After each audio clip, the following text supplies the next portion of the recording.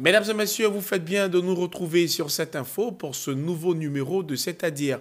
Aujourd'hui, nous allons aborder une question essentielle pour l'avenir de la Côte d'Ivoire, à savoir le code de l'environnement. Après 20 ans, l'ancien texte de 1996 ne répondait plus aux défis actuels comme la lutte contre le changement climatique, la gestion des déchets et même la déforestation. Avec une nouvelle révision, notre pays se dote d'un cadre plus adapté pour protéger la biodiversité, promouvoir l'économie verte, mais également renforcer la lutte contre la pollution. Pour en parler, nous sommes en compagnie du professeur Yapo Ossé Bernard, directeur du Centre ivoirien anti-pollution, donc le CIAPOL. Et c'est avec vous justement que nous allons détailler les innovations de ce nouveau code de l'environnement. C'est un réel plaisir de vous avoir sur le plateau de C'est-à-dire. Merci à cette info qui nous reçoit sur ce plateau de télévision. Je voudrais profiter de l'occasion, au nom du ministre Jacques Kassaoré, ministre de l'Environnement, du Développement durable et de la Transition écologique, vous remercier pour l'opportunité que vous nous donnez de porter des informations sur ce nouveau code de l'environnement. C'est nous, parce que cette info est dans son rôle justement de médias qui véhiculent les informations essentielles pour l'ensemble des populations de Côte d'Ivoire. Merci. On parle de code de l'environnement. Qu'est-ce que c'est dans un premier temps? Le code de l'environnement, alors pourquoi un code de l'environnement? D'abord, le code de l'environnement, c'est un ensemble de plusieurs textes juridiques qui gèrent les questions environnementales pour protéger donc, le milieu naturel, la biodiversité, même les humains, toutes les personnes, contre tout ce qu'il y a comme menace environnementale. Mais il faudrait qu'on sache pourquoi est-ce qu'a été initié un code de l'environnement. Ce n'est pas seulement en Côte d'Ivoire, c'est dans tous les pays du monde. Parce que depuis 1992, après la conférence de Rio, les États se sont rendus compte qu'il y a une menace qui plane sur l'humanité, c'est l'agression de l'environnement. D'accord. Et donc, après la conférence de Rio, la Côte d'Ivoire a pris bel et bien conscience, mais cela ne veut pas dire que par le passé, il n'y avait pas des visions de protection environnementale au niveau de la Côte d'Ivoire. La preuve en est qu'il y avait un code forestier qui existait et qui nous permettait de gérer notre forêt. Mais il y a beaucoup de questions pendantes qui ont transigé après la conférence de Rio. Et suite à cette conférence de Rio, en partie de 1992, déjà, la Côte d'Ivoire a pris l'initiative, à travers le plan national d'action environnementale, à recenser tous les textes juridiques qui nous permettaient de sortir un code de l'environnement, c'est-à-dire un document qui réunit tous les textes de protection de l'environnement pour en faire de cela un document unique, un code qui nous permette de gérer notre environnement. Et je me souviens que lors de l'élaboration du PNAE, on a recruté, on a recensé dans les textes juridiques en Côte d'Ivoire, en matière de protection de l'environnement, près de 623 textes. D'accord. En matière d'environnement qui protégeaient l'environnement. Ça veut dire que dans nos textes, même dans nos constitutions, il existait des articles qui protégeaient l'environnement. Et tout cela réuni, permis donc aux experts de réfléchir pour mettre en place un document unique qui puisse permettre de faire sortir ce qu'on appelle le code de l'environnement. C'est le code de 1996 qui nous a servi. Celui, il a été modifié aujourd'hui. Il a été modifié parce que la situation évolue. Justement, la situation, elle évolue comment?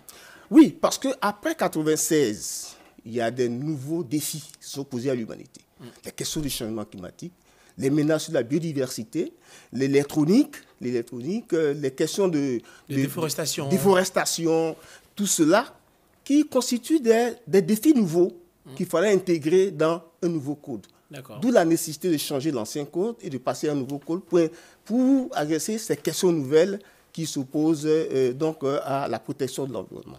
Alors, de façon plus concrète, comment est-ce que ce nouveau code de l'environnement aboutit à lutter efficacement contre les fléaux que vous venez de citer, la déforestation ou encore le changement climatique? Alors, ce nouveau code ne peut aboutir qu'à jouer son rôle pour lequel il a été voté par l'Assemblée nationale que par la bonne compréhension de ce code par les populations, qui sont les usagers de ce code. Donc, vous et moi, ensuite le plus petit Ivoirien, l'industriel, le ménage, les transporteurs, tout cela doit comprendre. Qu'est-ce qu'on doit faire de ce code de l'environnement? C'est de comprendre la nécessité de l'usage de ce code de l'environnement. Que dit le code de l'environnement? Et c'est là la question fondamentale. La question fondamentale, vous-même vous la posez, on vous accorde l'opportunité de nous donner une réponse. Que dit ce code de l'environnement? Le code de l'environnement nous appelle donc à l'unisson pour la protection de notre milieu de vie. Comment? Il y a plusieurs secteurs d'activité. Dites-nous.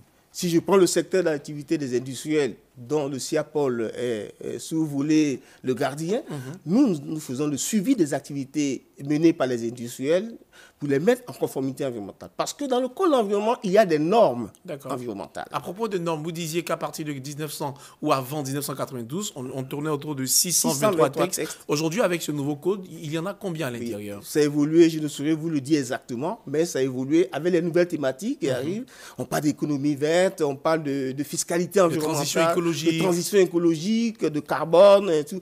Vous voyez, tous ces éléments ont amené le gouvernement aussi à adopter de nouveaux textes pour compléter tout cela, pour enrichir davantage le nouveau code de l'environnement qui nous permet d'envisager une protection beaucoup plus sévère de notre environnement. Parce que là, nous sommes vraiment agressés. Nous avons tellement agressé l'environnement qu'aujourd'hui, si nous prenons garde, nous allons avoir le revers de la médaille. Et donc, il faut prendre des dispositions dès maintenant. Alors, je m'en vais poser une question pour laquelle je souhaite une réponse un peu plus concrète. Plus concrète. C'est quoi les mesures, mais de façon très concrète, c'est quoi les mesures prises pour protéger la biodiversité à travers ce nouveau code de l'environnement? Je vais prendre un exemple très simple. Dites-nous. On peut dire, nous protégeons par exemple les éléphants. Ils sont des espèces animales. L'État demande de ne pas faire la bataille des éléphants. D'accord. Pour enlever les ivoires. Donc, ce sont des espèces protégées et qui sont même protégées au plan national, au plan international, dont la Côte d'Ivoire est signataire des conventions internationales. Okay. Et ça intègre aussi la mise en œuvre du Code de l'environnement. Donc, c'est de dire aux populations, il ne faut plus faire l'abattage des éléphants. Okay. Voilà. Et ça doit être compris. Et quiconque abat un éléphant, vous posez un acte contraire aux bons principes du Code de l'environnement et vous êtes passif de sanctions administratives et pécuniaires. Je ne sais pas pour vous, mais le problème en Côte d'Ivoire, c'est que beaucoup de personnes ne connaissent pas forcément les lois. Oui. Vous parlez de Code de l'environnement, c'est certainement nouveau pour de nombreux Ivoiriens. Oui. C'est quoi la stratégie que vous mettez derrière pour faire connaître ce projet? C'est ce que nous sommes en train de faire, de communiquer sur le Code de l'environnement. D'accord. Donc, informer les Ivoiriens qu'il existe un Code de l'environnement. D'abord, ils doivent savoir qu'il y a un Code de l'environnement. Et c'est quoi un Code de l'environnement? Un code. Et le Code de l'environnement, c'est un ensemble de lois qui protègent l'environnement. Et donc, à l'intérieur de ce Code de l'environnement, il faut que les Ivoiriens se l'approprient. Comme on le dit, nul n'est censé ignorer la loi.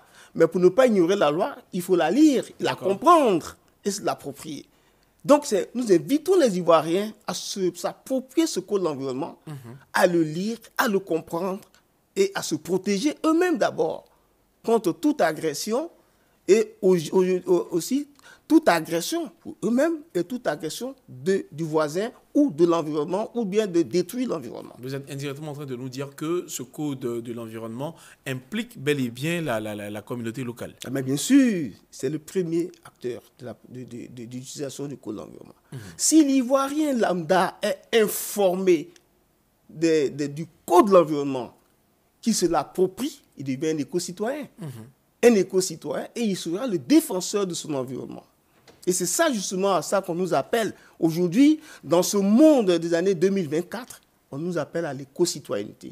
Et pour être un éco-citoyen, il faut connaître quelles sont les lois, quelles sont les mesures de protection que vous prenez pour défendre votre environnement. D'accord. Alors, c'est quoi les défis majeurs que vous anticipez justement dans la mise en œuvre de ce nouveau code de l'environnement et comment est-ce que vous comptez les surmonter? La lutte contre le changement climatique. Vous savez que le changement climatique, et pourquoi est-ce qu'il y a le changement climatique? La déforestation est un facteur du changement climatique. D'accord. Aujourd'hui, vous voyez, même en décembre, il pleut à Abidjan. On se pose, mais qu'est-ce qui se passe?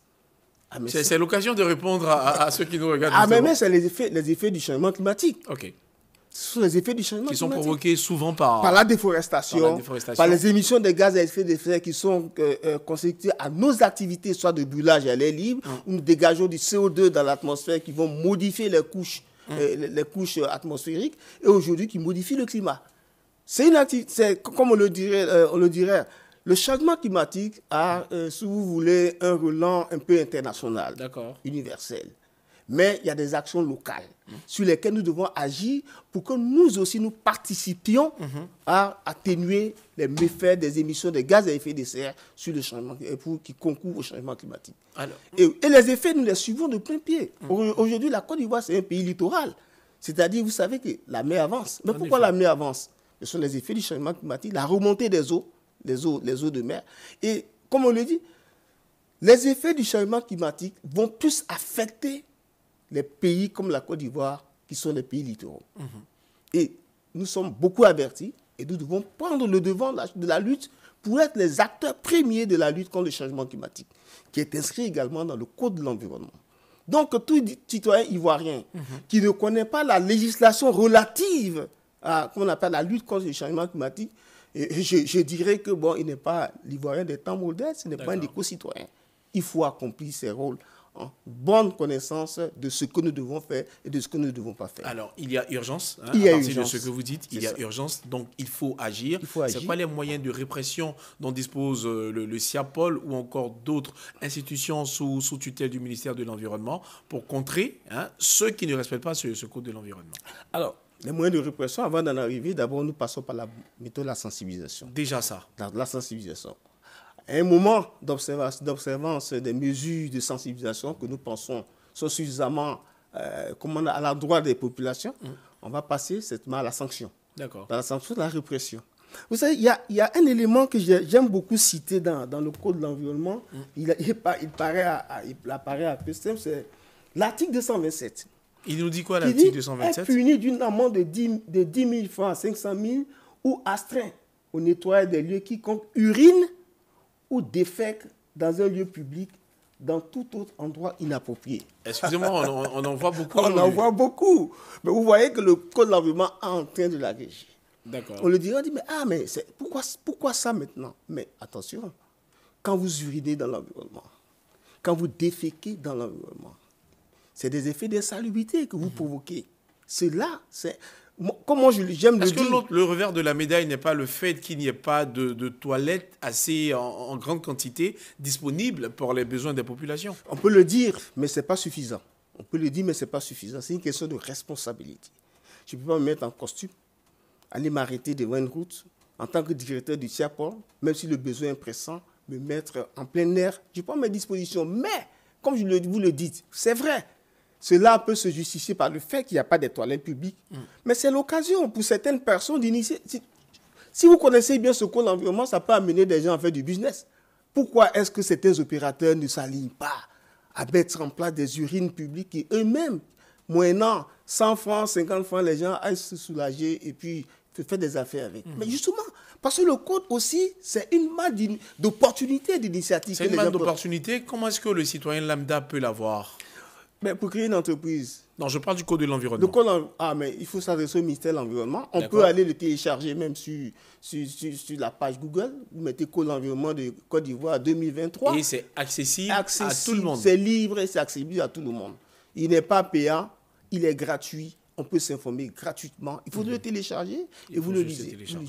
Alors, est-ce que vous pouvez partager avec nous des exemples concrets de projets ou encore d'initiatives qui seront lancés justement sous le nouveau cadre législatif duquel nous parlons? Oui, le ministre de l'Environnement, à son arrivée, a voulu faire la promotion de ce document, qui est tout très important, qui est la boussole du ministère de l'Environnement en termes de gestion environnementale. Donc, après cette sensibilisation, il y aura certainement des actions ponctuelles. Je ne saurais vous dire exactement. C'est mon collègue de l'Agence nationale de l'environnement qui est le tuteur de ce code de l'environnement. Il y a des actions qui sont prévues à cet effet. Aujourd'hui, le ministre se trouve un peu partout sur le territoire ivoirien. Et partout où il va, il fait toujours la promotion du code de l'environnement. Il y a des actions ponctuelles qui sont posées au niveau des zones de reforestation avec tous les ministères partenaires. Et comme je le dis, le ministère de l'Environnement, c'est un ministère transversal. Donc tous les ministères sont impliqués et toutes les actions pour lesquelles le code de l'environnement doit faire écho, nous y participons pour faire ressortir l'action importante d'appliquer le code de l'environnement. Quand on décide de sensibiliser les populations sur un fait majeur qu'est l'environnement en Côte d'Ivoire, ça doit forcément commencer par soi. Vous, en tant que directeur général du CIAPOL, c'est quoi les actions que vous menez au quotidien au sein de votre environnement et avec vos plus proches collaborateurs pour lutter contre tout ce qui est pollution, pour lutter contre tout ce qui est changement climatique? Voilà. Alors, au niveau du CIAPOL, d'abord, la première des choses, c'est de s'en créer du nouveau code de l'environnement. On n'applique pas l'ancien code de l'environnement. Donc aujourd'hui, nous faisons aussi de la sensibilisation, de l'information, de la connaissance du code de l'environnement au niveau du Centre ivoirien anti-pollution auprès de tous les acteurs. Aujourd'hui, tous les responsables des antennes du CIAPOL au niveau administratif technique disposent d'un exemplaire du code de l'environnement. Ils doivent se l'approprier une fois qu'on le connaît. Mais nous appliquons le code de l'environnement depuis belle lurette parce que le CIAPOL, déjà, en matière de surveillance, c'est la surveillance des installations classées. C'est-à-dire que les entités industrielles, donc les activités peuvent avoir un impact négatif sur l'environnement. Nous les surveillons. Vous savez que cette année, par exemple, sous l'impulsion de M. le ministre, il y a des unités industrielles qui ont été fermées parce qu'il y a eu des remous en disant que, mais écoutez, on perd des emplois. Le ministre a été clair là-dessus. Qu'est-ce qu'il a dit? Il a dit, on ne peut pas mettre dans la même balance les intérêts économiques et la santé des populations ivoiriennes. Parce que ça compte. Parce que la question de la santé des Ivoiriens, s'il y a une inaction, cette action, le coût sur la santé des Ivoiriens, on ne le voit pas, mais il est caché, mais il est aussi plus élevé que le coût économique des intérêts des industriels.